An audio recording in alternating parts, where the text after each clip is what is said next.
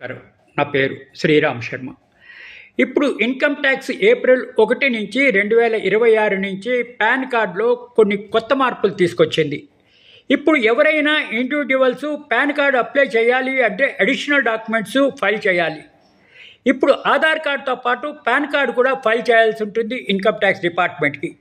పాత pan card forms ఇకపై చెల్లవు, కొత్తవి అప్లై చేసుకోవాల్సి వస్తుంది. ఇప్పుడు ప్రతి ఒక్కరూ ఫామ్ 93 అప్లై చేయాలి. పాత ఫామ్ 498A తొలగించవలసి ఉంటుంది. ఫామ్ 95 ఫైల్ చేయాల్సి ఉంటుంది 47AA అప్లికేషన్ బదులు. ఇప్పుడు పాన్ కార్డులో కరెక్ట్గా డేట్ ఆఫ్ బర్త్ మెన్షన్ చేయాల్సి ఉంటుంది.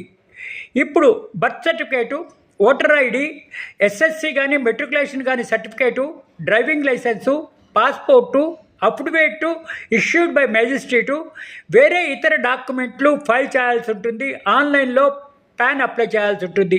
ఇది ఫామ్ 93లోని 95లోని ఆధార్ కార్డుతో పాటు అప్లై చేయాల్సి ఉంటుంది. కాబట్టి దయచేసి పాన్ కార్డు కొత్తగా అప్లై చేసే వాళ్ళకి ఇది ఫాలో అవ్వండి అని ప్రభుత్వం చెప్తోంది.